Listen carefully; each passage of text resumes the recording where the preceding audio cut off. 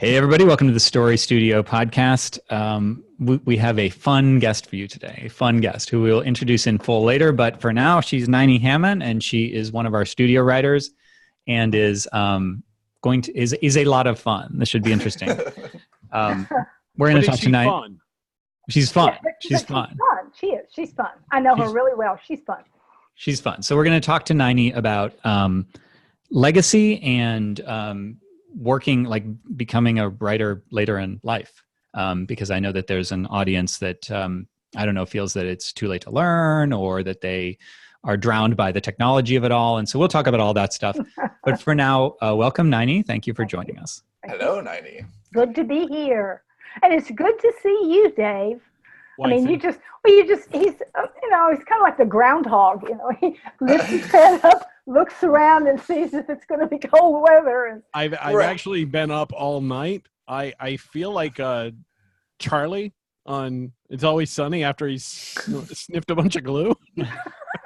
Yeah, I think these two are opposites because, well, first of all, Ninie comes to every meeting, and Dave comes to no meetings.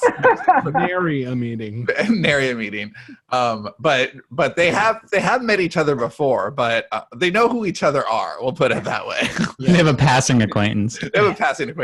But yes, Ninie is a very active part of the studio. She is really vibrant and participates in every conversation, as you will soon see. But today's show is special because Johnny has a ticking clock. He's got to get out of here like ASAP.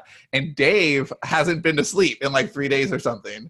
And he like pushed cars and had broken ACs. 2 broken ACs. He pushed cars. I don't know this story. Oh yeah. He's got good stories.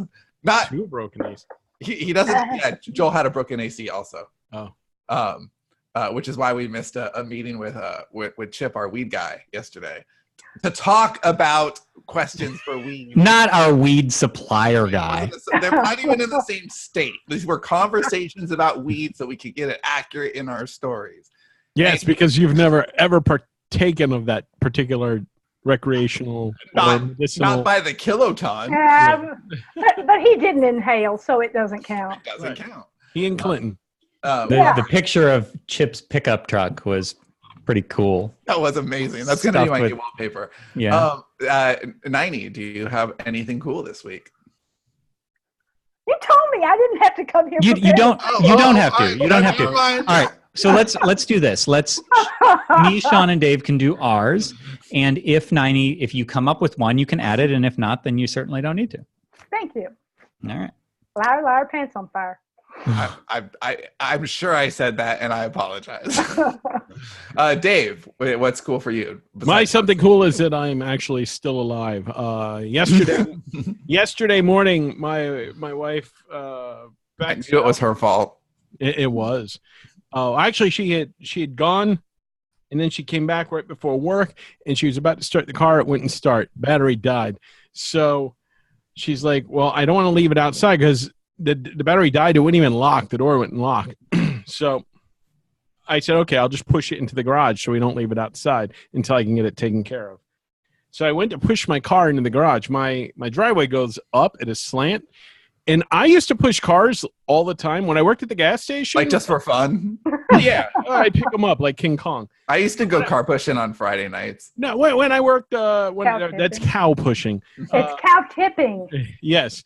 Well, depends how you do it. Anyway, so I bet Ninie's the only one on this call who's ever actually tipped a cow. I've done it. When I worked at the gas station, people would like just run out of gas like right near the station. So I'd run out and I'd help them and I'd push the car. And I never had a problem doing it. So I was like, okay, well, I'll just push the car into the garage. Told my wife to get in, steer, and brake before she like crashed through the house. And I'm pushing and I can't fucking push it. It's so fucking heavy. And I'm like, what the fuck? So I'm like pushing and I finally get it to go.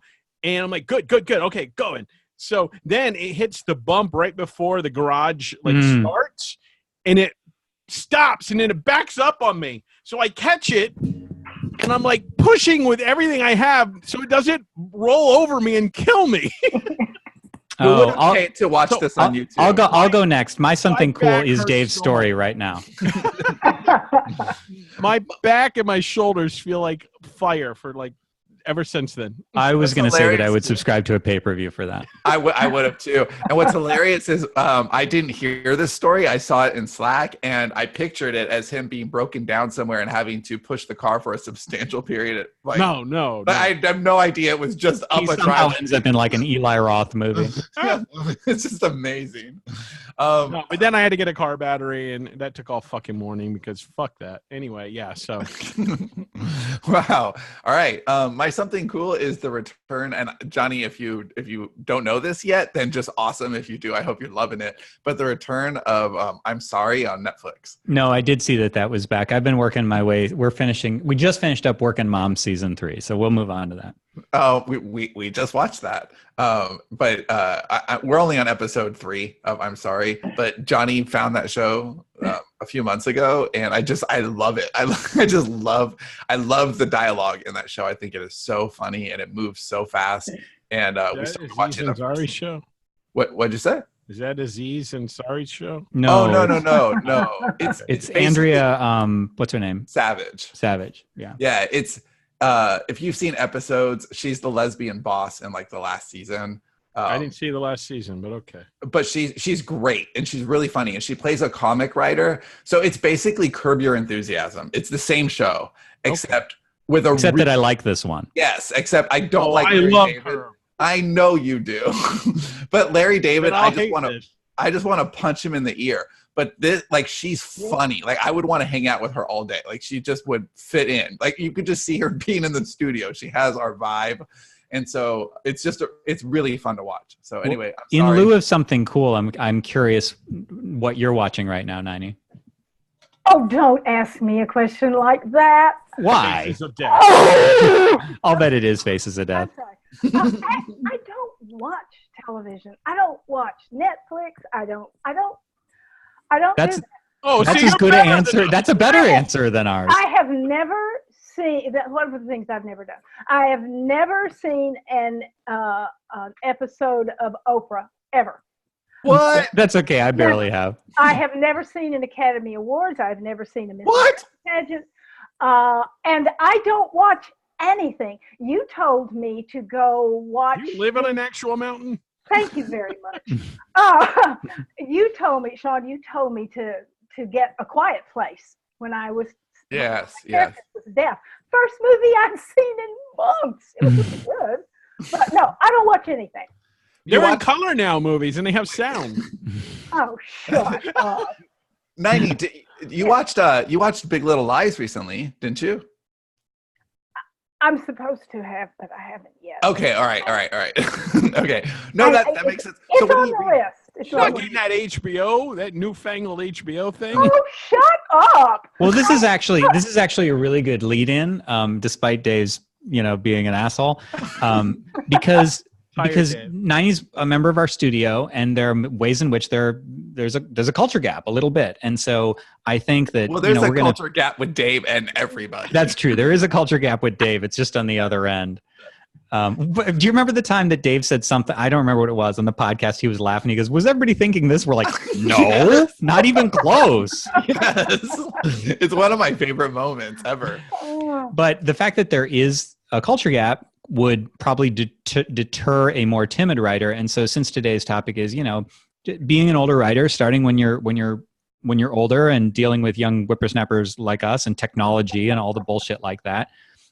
Ninie just finished a book that we're publishing next week called Type In About My Generation, Write the Legacy Only You Can Leave. And it's all about the market that's getting ready to retire, and should you retire, or maybe you've already retired, and dealing with that difference that a lot of the assumptions are, well, go to this dashboard and do this or do this. And it's like Ninie's like, in the book, that doesn't work with me. That doesn't vibe. Yeah, and the book is an amazing The read. title was like "Fuck Retirement." Like we weren't actually seriously going to call it that, but Joel's "Fuck the Details" was already in production, and "Fuck Retirement" is definitely how Ninie feels about it. So it would have been appropriate. Then the working title became Old Writer. Yeah, actually, that yes. was awful. No, when Ninie submitted it, that's what it was called. It just like we still hadn't come up with a name, and it was just Old Writer, and then the numeral 9, and then the letter E which is how she signs her name, Ninie.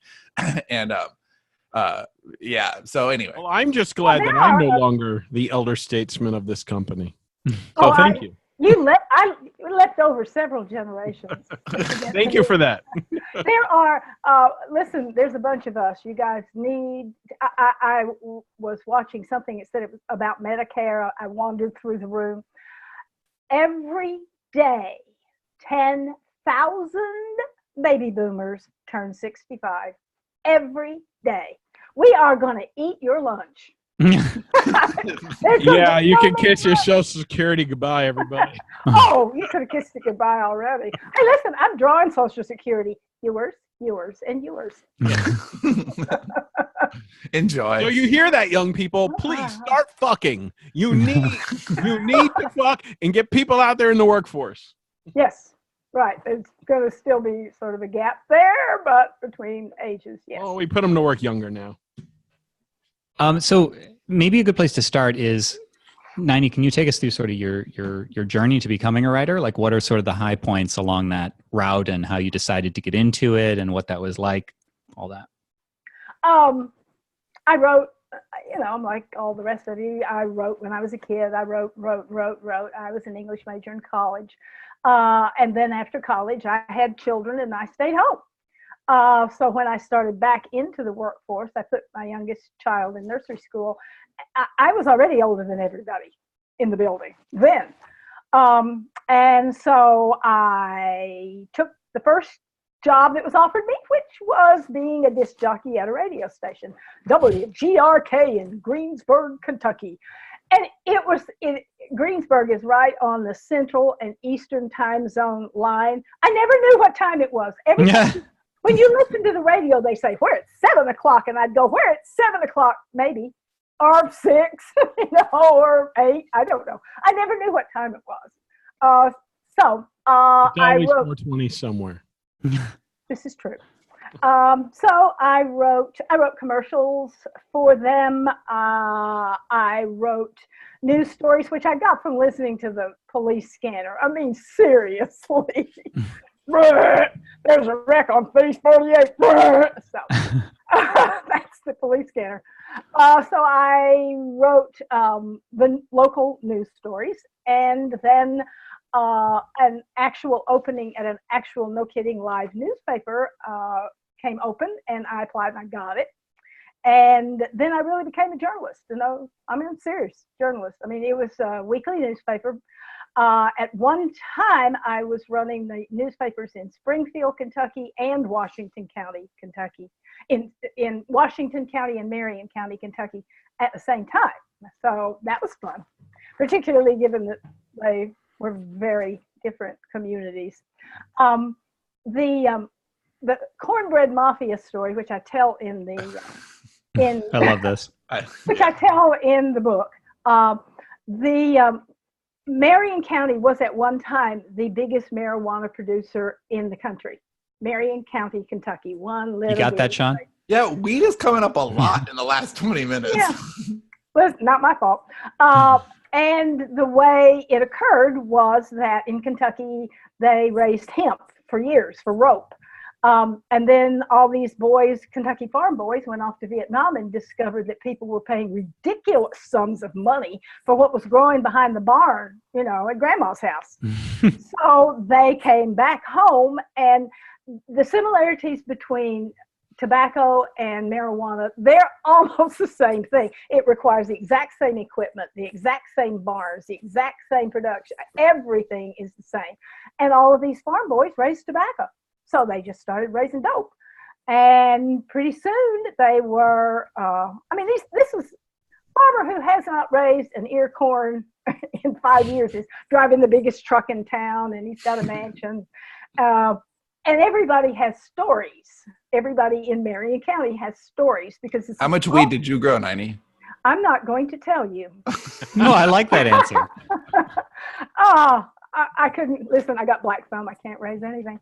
But everybody has stories because there was a small group of men making ridiculous sums of money.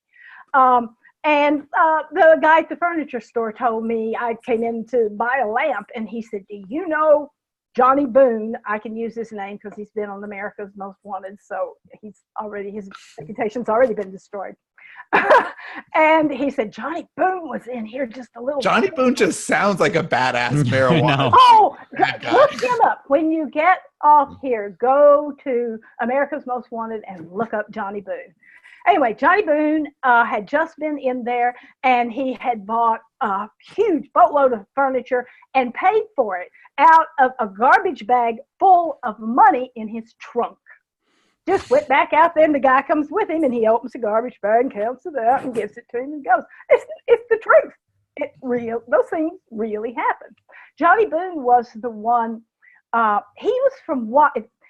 When I say the Cornbread Mafia, it was like 56 men arrested in 5 states, $4.2 million worth of dope in 1989, and they all came from one place, one county, but it wasn't. Marion County had 50 of them, and Johnny Boone came from Washington County, and he got away with what he got away with because he was Robin Hood. I mean, he gave money to poor families. Yeah, that's the Pablo Escobar way. It's genius. So nobody would turn him in. Nobody would rat him out. He was the last one they caught. He was the one who cut the throats of Rottweiler puppies. And we know this is accurate because I talked to the veterinarian who tried to save the lives of the ones that couldn't. He cut their throats because then they couldn't bark. And so then he raised them, and they were guard dogs for his dope. And so you're out in the woods in Marion County, and suddenly you're attacked by this dog you never heard coming because he can't bark at you. And you were close to Johnny Boone's secret. Wow, that's notepad. evil genius. Yeah. So it didn't take but like 1 or 2 I know attacks. Dave is already planning on how he's going to use that in a story. Look at his face. I'm being good. It didn't take but like a time or two for guys to get attacked before nobody'd go in the woods. And they had, I went on a dope raid once. This isn't in the book, with the Kentucky State Police, and they had found the dopers turned each other in.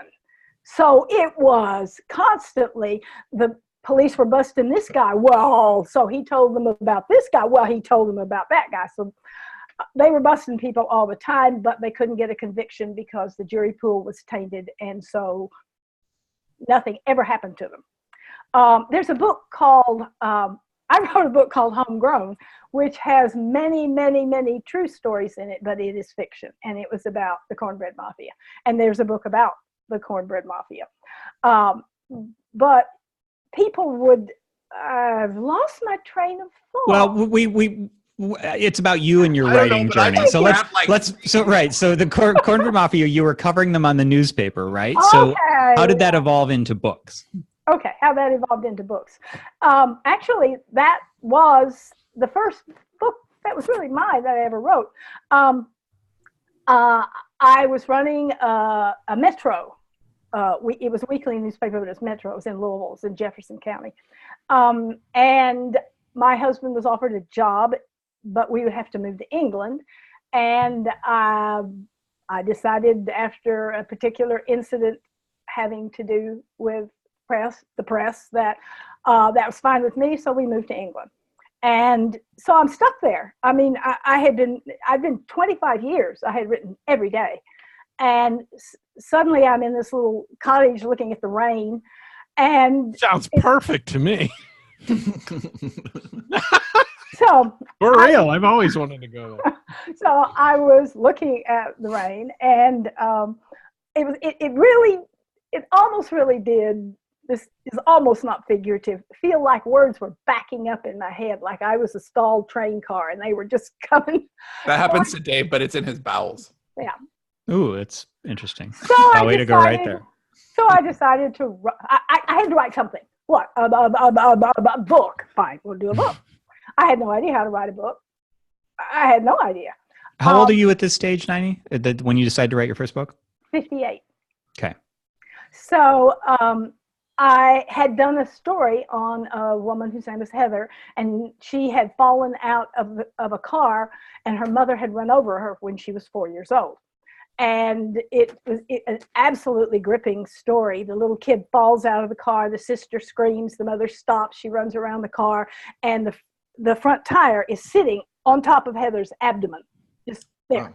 So her mother runs back around and jumps behind the wheel, and she thought, do I drive forward and crush what I haven't already crushed, or drive backward and recrush what I already did crush? And how'd you like to make that kind of decision as a parent? I asked her what she did, and she didn't remember. But anyway, the child was. She left her there. Roadkill, yeah. So she, they told her that she would not live through the night, that her internal organs looked like ground beef. And they told Sandy to go in and tell her little girl goodbye. Now, I met Heather when she was 36 years old, and she had at that time, had like 145 surgeries, and she died on the table 6 times, and medical miracles, etc. I did a story on her for my newspaper. So I got in touch with her, and I said, Heather, how about we make this a big story? This is when I was in England.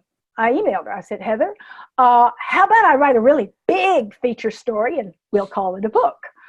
So, and I didn't have any trouble transitioning, because when you're in newspapers, you leave out 90% of what you know. You only write a tiny little bit. So I wrote a book. There's no room for the truth. None, particularly not the truth. The other stuff there's room for, but not the truth. So I wrote a book about Heather, and Heather's mother, Sandy, was a cheerleader at Seneca High School in Louisville, Kentucky, with Diane Sawyer, as in the Diane Sawyer. And she got in touch with her, told her about her daughter. Diane Sawyer wanted to have her on 60 Minutes. So the next thing we know, the book that I wrote about her has sold to Penguin Putnam.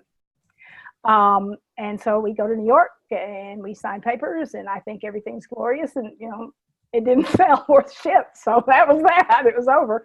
But that was the first book I wrote, and it was nonfiction, and so I didn't have to make up a plot. And the second book was a man wanted his screenplay turned into a novel. Would I do it? Sure. It was a disaster. The next book was Homegrown, which was the story. I sat down on a big piece of butcher paper and wrote down every true, outrageous thing that happened in Marion County during the marijuana years, the 10 years before the big bust. Like little kids. There were some little kids playing in a barn, and money started raining down on them. And some dopers had stashed their cash up there, and the rats got into it, and the money was falling down on the kids. Just ridiculous. Making it rain. I didn't know this part of the story. This is kind of cool. So your first novel was birthed out of all those nonfiction experiences. Yes, but I got halfway through it, and remember, at that time, we're trying to sell the first book. First novel, Sudan was the name of it.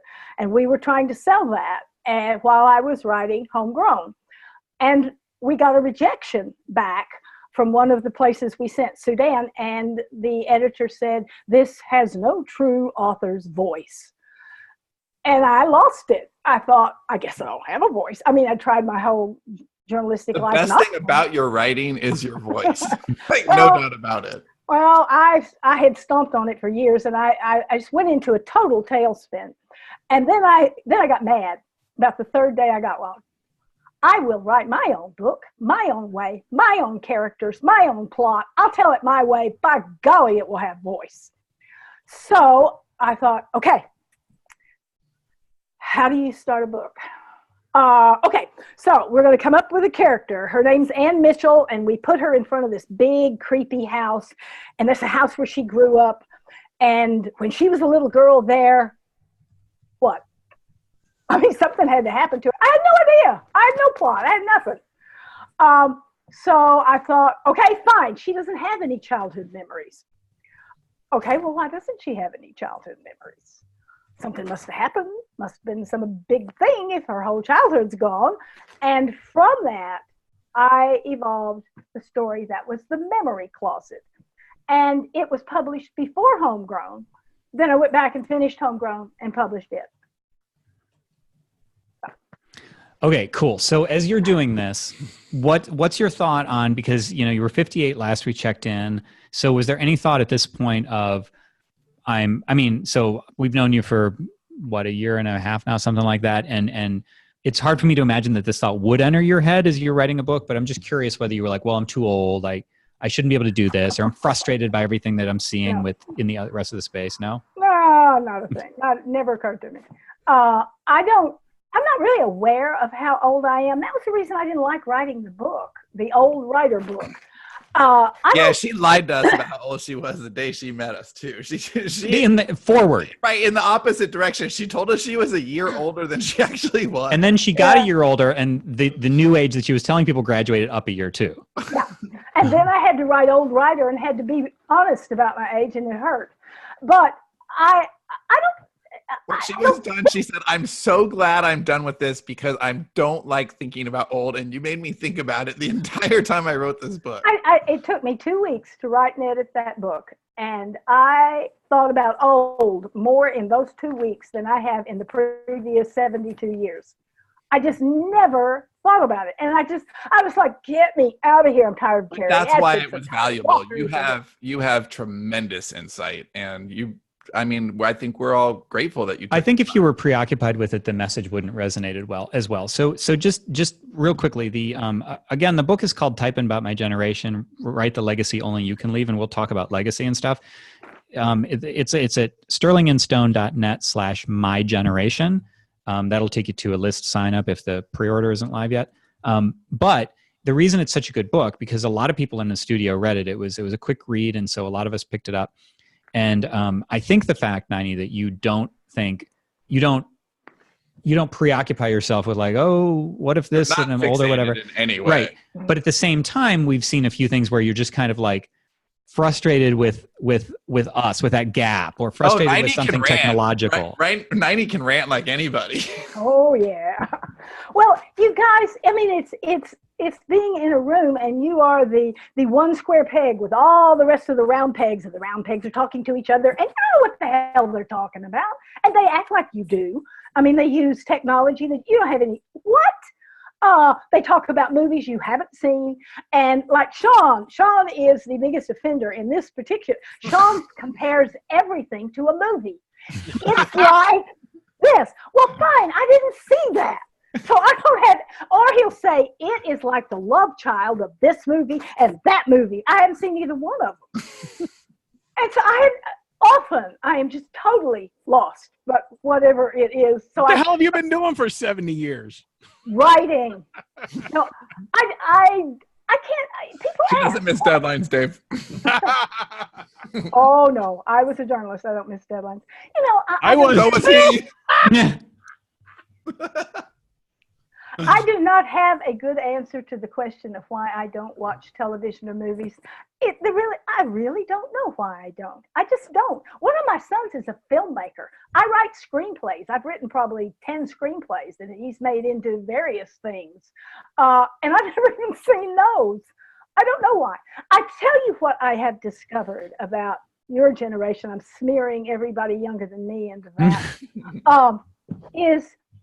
One of my sons will come to the house and he'll go, "You want to watch this video with me?" And I'm like, "No, of course I don't." Do I know the people in the video? And finally, that is his love language. And I realized that it's that way for a whole lot of people.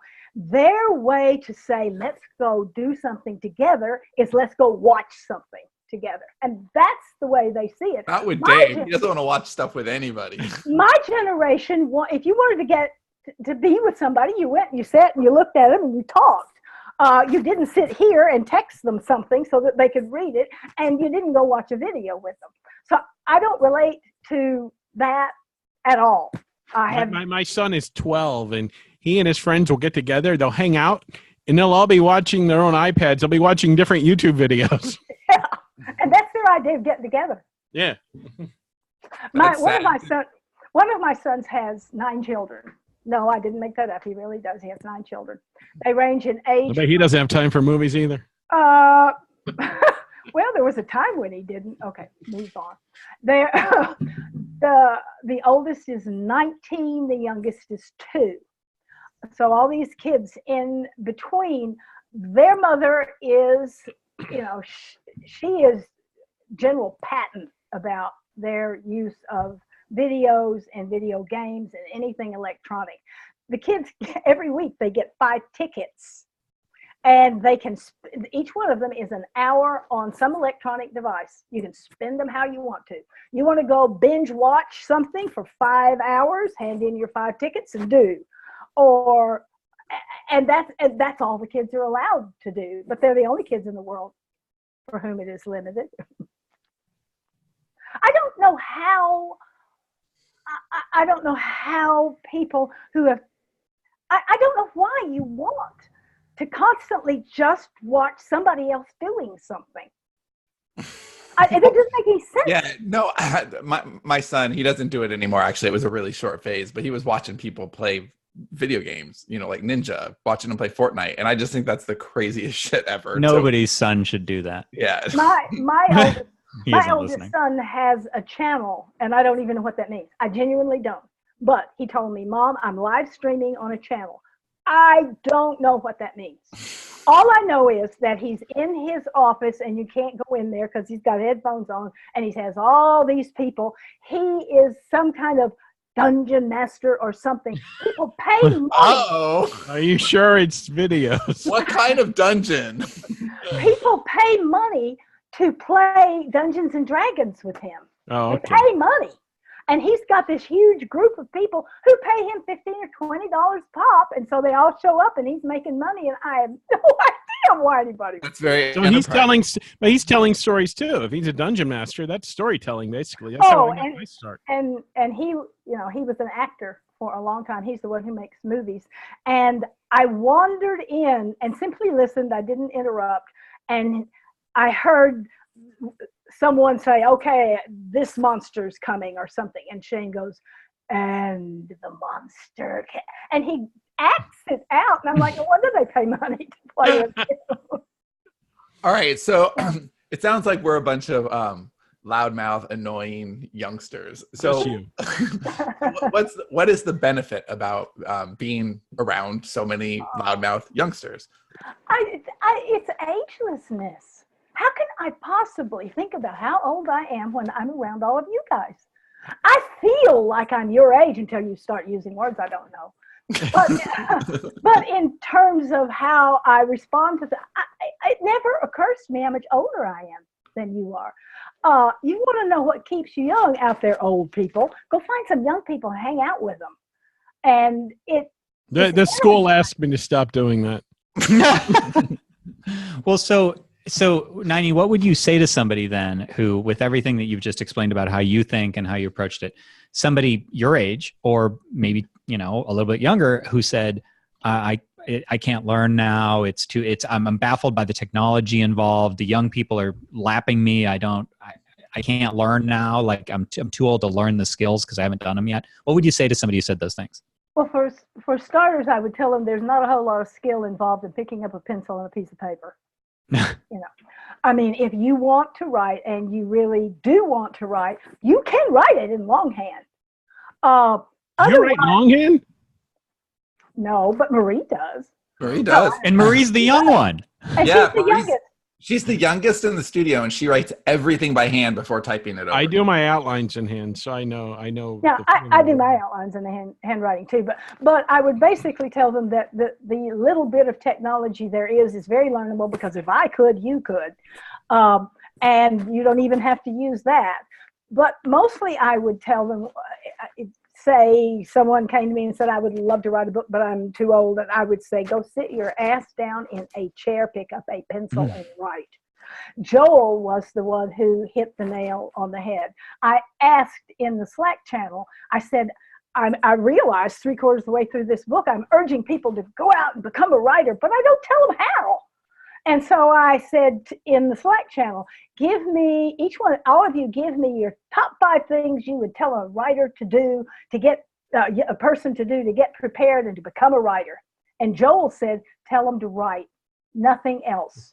It feels like writing when you're doing research, when you're taking classes, when you're doing projects. He says it feels enough like writing that you can tell yourself you're writing. He said it was years before he finally actually wrote. And it was all of that stuff that was standing between him and it. So but you stay really curious too, because you're always, if we're using vocabulary that you don't understand, you don't passively sit there, you actively ask so that you can be caught up. When this podcast is over, we have a discussion group. So a bunch of us just listen to the David Baldacci masterclass, and we're going to discuss it. And Ninie's like, what time is it? Give me the Zoom link. I'll be there. She listened to it twice, once on her phone and once watching it. So in my experience, when I was a reporter, I loved when I interviewed older people, like from my mother and father's generation and above that even, because a lot of them, they really feel like born storytellers. I don't know if it's they read more in their youth. I think reading was more fashionable then, but I think a lot of people that are older and are worried about their voice so much, I wouldn't worry, especially if you read a lot when you were younger, that these people tend to have, like, it comes more naturally, I feel, than to a lot of younger people these days. I totally agree with what you're saying. I totally agree. And the same was true with me. I would go on interviews, and I love to interview old people because they would tell you stories. They thought in stories. Yeah. That's the way they put it together. So you out there, whoever you are, who are considering becoming a writer, you can do it. You can write even when you can't do anything else. I mean, I know I have ridiculous good health, and I am blessed with that. I didn't do anything to earn it. It just got handed to me. And I know a lot of people 72 years old are not as healthy as I am. But I don't think I am. I was just going to say. But you can write. Writing is just simply something you can do. And it matters. I mean, our voice matters. We're going away, people. I mean, give us another 10, 15 years. Who's going to still be sitting here who knows what we know, who saw what we saw? And I say in the book, and this is really, really important to me, the difference between what we witnessed as we were aging and what you guys have witnessed. There were no commentators. When I saw history on television, it was reported by Walter Cronkite, who told you what happened, and that's it. And there was nobody sitting there going, okay, this is what you really saw, and this is what you ought to think about it. Let's invite the spin doctors in. I hate that. Yeah. And I look at my generation, what we saw, we made up our own minds about. If I didn't like it, I didn't like it, and the neighbor did like it, and we yelled about it. But we made up our own minds. And we are, I think, the last generation who got to make up our own minds. After that, everybody was told what they're supposed to think. And I really believe, with my interactions, not with you guys, but with younger people in general, they're brainwashed. They have been told by commentators, and they're all on one side. You're either a conservative, you're a liberal, or you're whatever it is. You go listen to those guys. You don't ever listen to those guys. The other side is the enemy. This is a great point, and I wish that we didn't have so much commentary and people telling people what to think in our world. Yeah. So you go listen to your guys, and they go listen to their guys, and nobody makes up their own minds. And it's not like it's even your fault anymore, because you can't find a television station that will simply show you what happened. They all give you their take on it. And that didn't happen to us. We watched Jack Ruby shoot Lee Harvey Oswald, and we watched it happen. I remember sitting there. No, man, that's what the media wants you to believe. It was really an actor. Jack Ruby's fake news, man.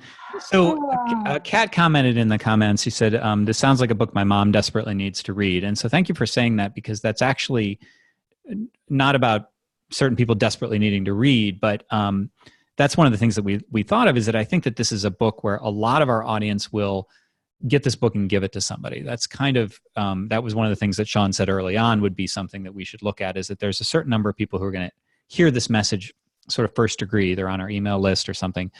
But I think those are people that have already kind of decided that they want to learn to write and stuff.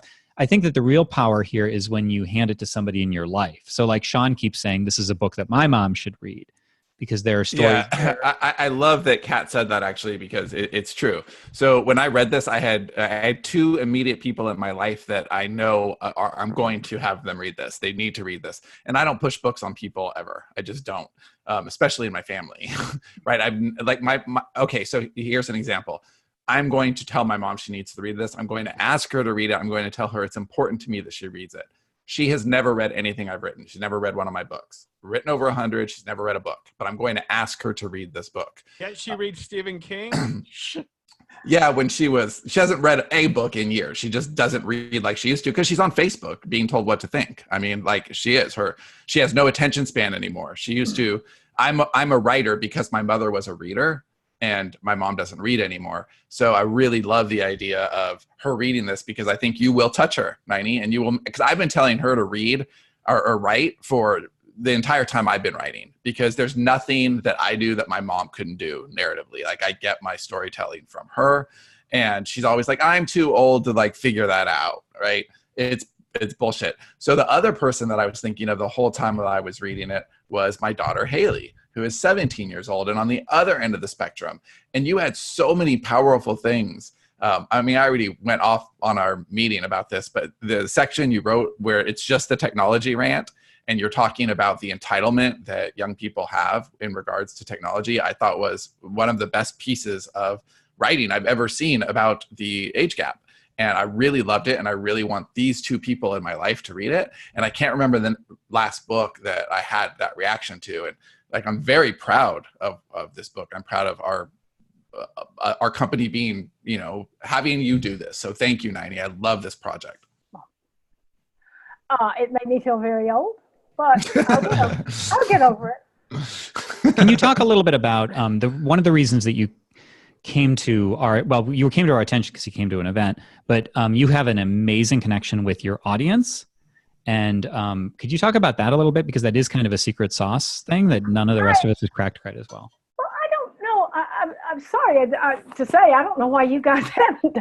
I just wanted to know what my readers thought. I mean, somebody has read my book. Readers are the most precious things in the world, because they bring your books to life. The imaginary people that I make up do not really exist until she reads it and she believes in this person. And I wanted to get in touch with those people. So I started a mailing list, and then I started a Facebook group, and we just hang out. I love talking to those people. I told them, I kind of gave them a little bit of a heads up about what might happen next week with my mailing list. And I got 56 responses in like an hour and a half of people going, yes, oh, I'm so excited about that, about the book.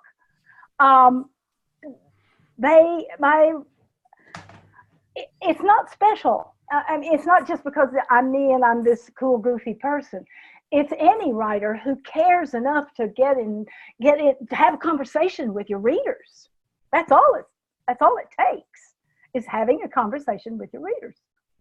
Yeah, but you are extraordinary about it. So I love this story. It is one of my favorite of our in-house studio stories now, because it's your origin story for us. I mean, you were out there doing amazing things before we found you, or you found us. I mean, you came to our genre therapy event. So for anyone listening who hasn't heard the story, it is kind of just amazing, and it tells a lot about Ninie. So the purpose of this event was to kind of figure out our genre, because a lot of people make that mistake. They end up writing for years and not really understanding their genre, and it's costing them loads of sales, and they don't know how to recover. And Ninie was losing a lot of sales, but it had nothing to do with misidentification of genre. She was doing other crazy things algorithmically that were destroying her. So it had nothing to do with the quality of her writing, and it had nothing to do it was genre. It was really categorization. Not that she was writing in the wrong genre, but she didn't know how to communicate genre to her ideal buyer was essentially the problem. And we saw her as this very obvious diamond in the rough, because if you're looking at it, like the data that we had, and this is my favorite part. So nobody had like printed materials, but of course Ninie, the journalist, did. She printed enough for everybody. So they had her whole, like there were 15 books, and each one had a little a picture of the cover, a product description, and then the amount of reviews. And we're looking at these 15 books, and across the 15 books, there's over 3,000 5-star reviews. And we all know, everybody listening to this already knows how extraordinary that is, but Ninie sitting in that room didn't realize. She's like, well, people like the books, and then they tell me they like the books. Like, do you know how? Get a ton of reviews? Yes. If you take the two biggest franchises that we've ever had with mine and Johnny's Invasion series and mine and Dave's Yesterday's Gone series, that's about how many reviews we have. But that took over 1 million units to get that kind of feedback. I didn't sell 1 million books. I know, that's my point. The fact that you were resonating with readers on such a high percentage level was the most extraordinary ratio of reviews to sales I've ever seen. It was phenomenal. And I mean, Johnny and I were just like, this person is communicating deeply with her readers. There's something very, very special about this writer. And we're not in the acquisition business. We're years away from being able to effectively do that, but we knew we couldn't let you leave that weekend because you were very special. And so you do have a way of bonding. So why don't you tell just a little bit about Ninie's kitchen table? I think that's one example that can kind of, it illustrates everything. So just talk about. And I want to piggyback on that. Do you think part of it is generational, that people that are a little bit older are more likely to leave reviews than young people who are kind of apathetic sometimes? I don't know. I have a big mailing list, and I've sent out surveys to them, and they all fill them out.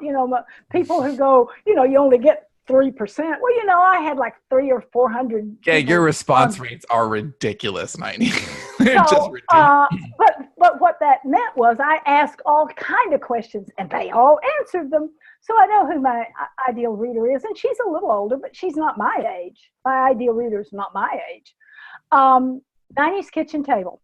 All right, so I wanted to find some way that I could interact, as in back and forth, with my readers. And my daughter-in-law said, you should start a Facebook group, and I didn't even know what that was.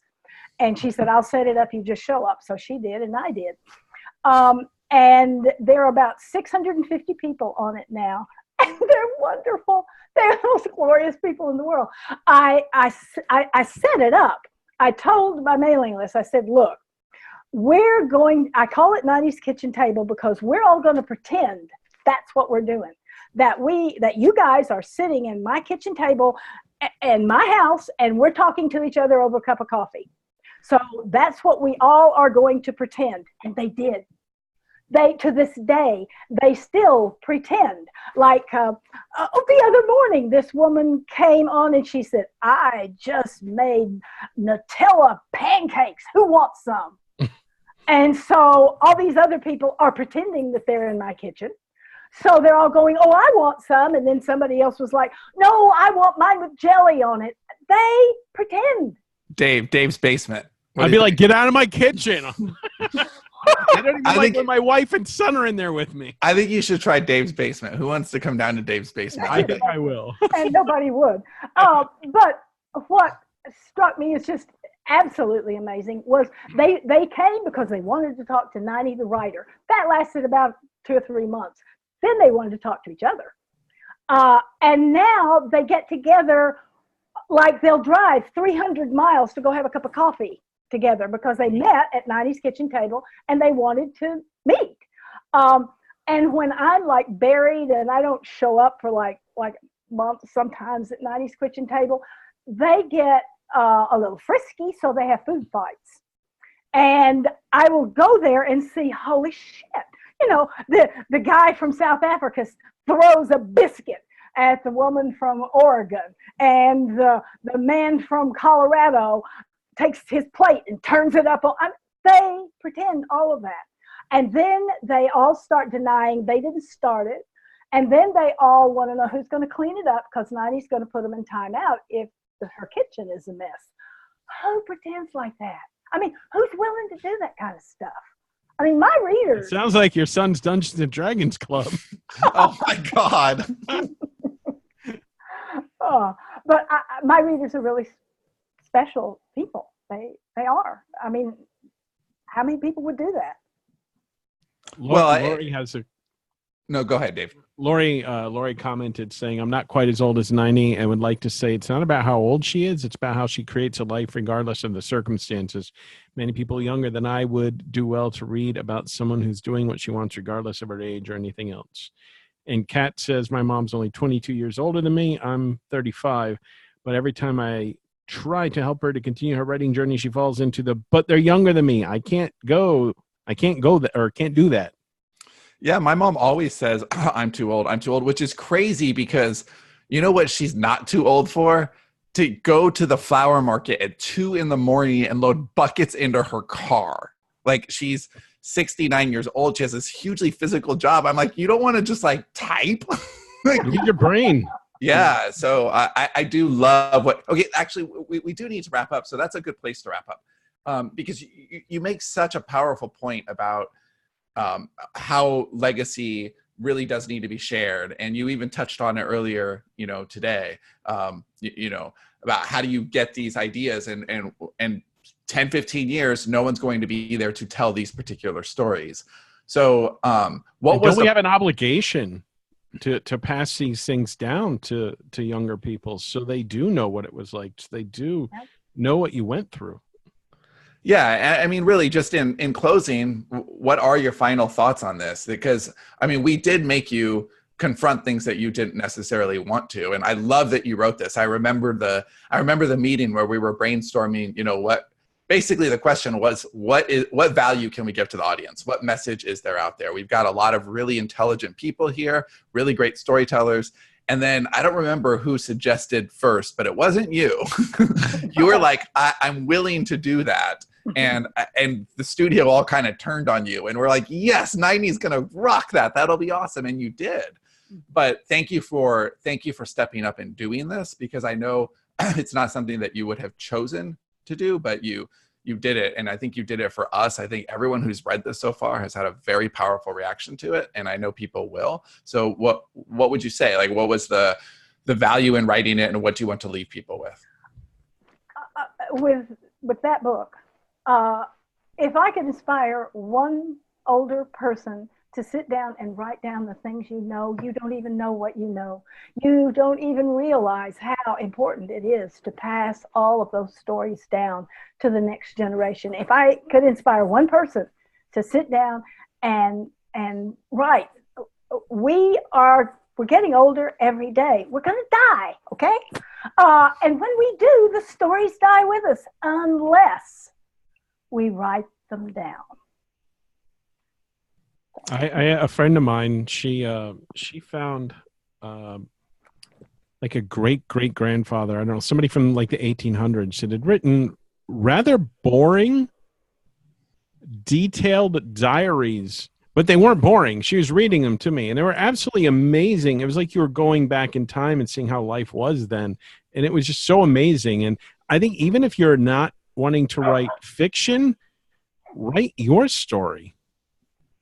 So that's a very, very good point. You can say you don't know, and you don't want to do the research, or you don't know how to do fiction. You can have all sorts of excuses, but there's no excuse for you not writing down your story. And you're the only one who knows it, and you're the only one who can write it, and there's no excuse for not doing it. And the things that might seem mundane to you won't be to people generations down, because they're going to want to know what life was like, and stuff that you take for granted will be special to them. Yeah, and tapping into that source is a pretty extraordinary thing to do, just creatively, and it makes you more vibrant. The project I was talking about last week is set in 2005, and it is very much based on some specific experiences. And like, it took me right back, and I was remembering all kinds of things I haven't remembered in years. And Ninie, the project that we've talked about writing together, that's exactly it, right? It's like tapping into those, like, it's almost elemental. It's the fabric of who you are. And everybody has at least that in them, but it's a matter of sitting down and doing it. When I finally sat down and started trying to move backward in time and to remember, same thing happened to me. It was like, I hadn't thought of that. Yeah. Oh, I remember how I felt when I was sitting there and Jack Ruby shot Lee Harvey Oswald, and we all screamed in the room. That's a story to pass down to your children. Well, thank you for passing your stories. The book, you guys, is Type In About My Generation, and it's one of my favorite things I've read this year. I love it. So, and the link will be live at I don't think it's live yet, but it will be for people listening. sterlingandstone.net/mygeneration. Yeah, and I'm sure we'll have Ninie on again in the future, because she always has awesome stuff to share. And in the meantime, Ninie, I will see you in 1 minute in the David Baldacci room. Oh, yeah. Okay. It's a different link. Okay. Bye, everyone. Good. Thank you, everybody. Good. I may show up, I may not. You know me and links. Okay. If I don't show up, help me. Okay. I will. All right. Bye-bye. Bye.